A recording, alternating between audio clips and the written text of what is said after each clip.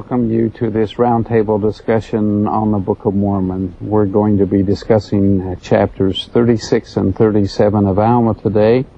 I'm Victor Ludlow of the Ancient Scripture Department at Brigham Young University, and I have three colleagues here with me today. Stan Johnson, we're glad to have you here with us. Terry Ball, who has been one of our stalwarts here, and one of our relatively newer faculty. Terry, we're glad to have you here with us as we discuss these chapters here, where Alma is giving some instruction to his, to his oldest son. What do we know about Alma and his family here? Well, what's happened is Alma has just basically returned from a mission to the Zoramites, and he took Shiblon and Corian, two of his younger sons, while Helaman remained home to kind of oversee the affairs of the church while Alma's gone.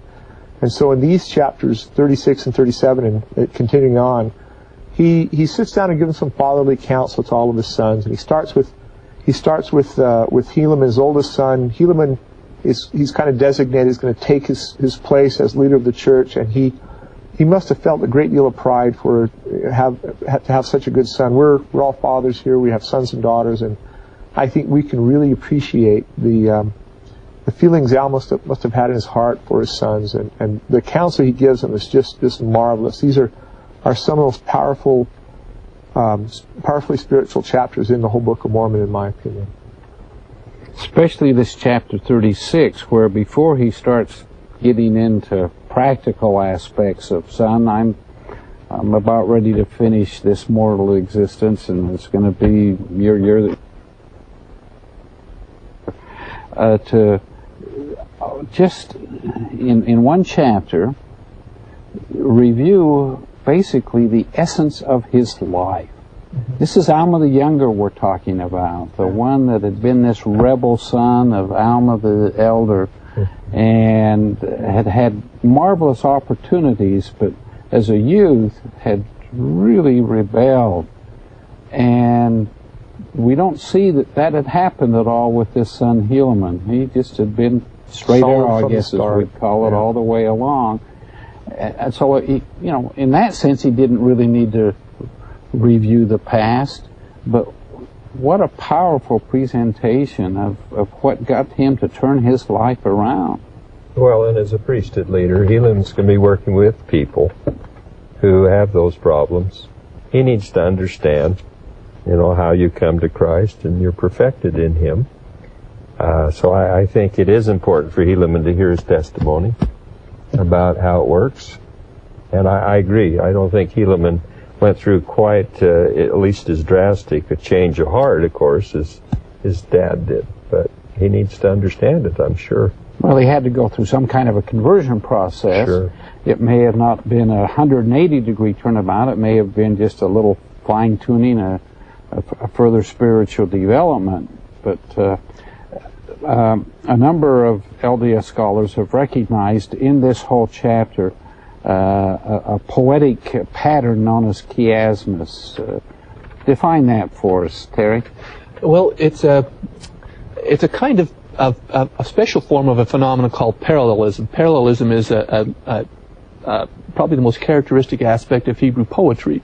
It's a kind of rhyming, not a rhyming of sound, but a rhyming of thought, where you make statement A, then you make statement A prime, which is kind of rhymed. It says kind of the same thing. It may say the same thing or the opposite or build upon it. Chiasm is a kind of parallelism where you make statement A, then you make statement B, statement C, statement D, and then you repeat it in reverse order, D, C, B, A. So we may say Stan Johnson teaches at BYU. He's studying the Book of Mormon, or teaching the Book of Mormon, and he's participating in Scripture roundtables. ABC, yea, verily, he's participating in the Scripture roundtables while he's teaching the Book of Mormon at BYU as a professor here. And of course, the most important thing is that what's in the middle of it, of a chiasm. In this case, it would have been the Book of Mormon, right? It's the punchline. It's what. Right the thing in the middle is the punchline. Yeah, we usually either introduce a topic and then elaborate on it, or we give examples and scriptures and build up to a punchline. But this one, it leads in And then as it comes out, it's sometimes called an introverted parallelism or an inside-out parallelism. The first shall be last and last shall be first, and it complements and reinforces. This is probably the most complete and detailed chiasm we have in all Scripture. I think we're indebted to Professor Welch for helping us understand this, but there's not a better example or more complicated chiasm in all of our canon than Alma 36. And not only is it the literarily it's great, but the center of it of this poem matches the center of Alma's own life, as we'll see. Mm-hmm. Mm-hmm. Let's try to summarize this pattern here.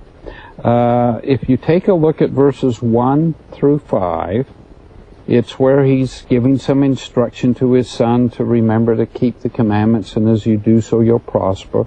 Remember, this is his kind of his life history, his personal history he's sharing. Remember what happened to our ancestors that were in bondage.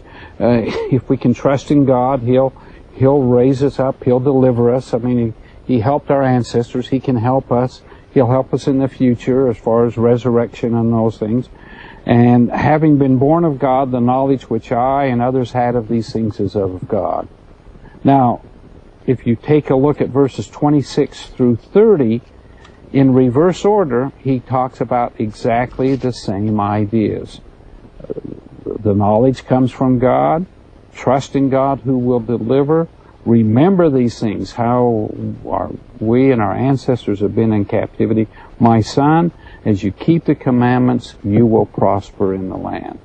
And so that's what we call a synonymous parallelism, where he's saying the same thing, doesn't say in exactly the same words, but the same ideas, the same thought is reinforced on the backside.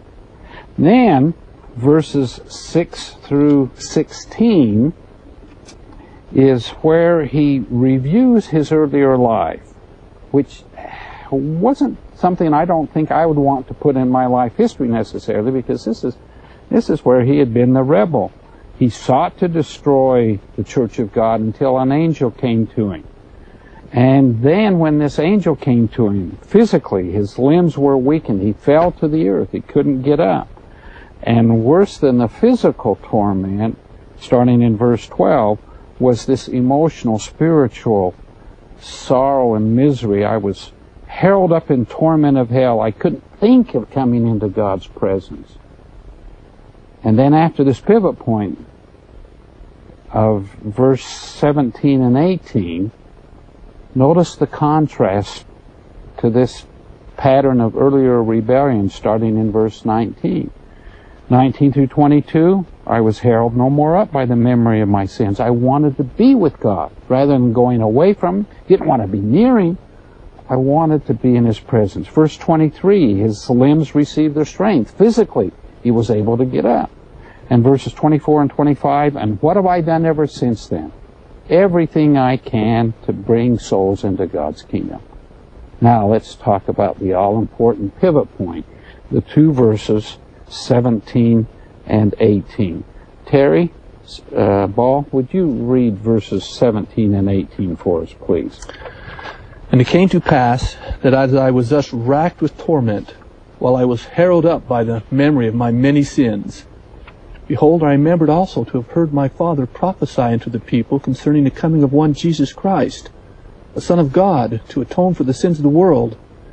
Now as my mind caught hold upon this thought, I cried within my heart, O Jesus, thou Son of God, have mercy on me, who am in the gall of bitterness, and am circled about by the everlasting chains of death. Yeah, that was the pivot point.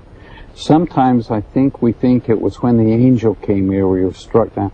No, it was this turning to the Lord. That was the pivot point. In the poem and in his life as well, which I think is it's really artistic genius, and it's also very powerful spiritually as well.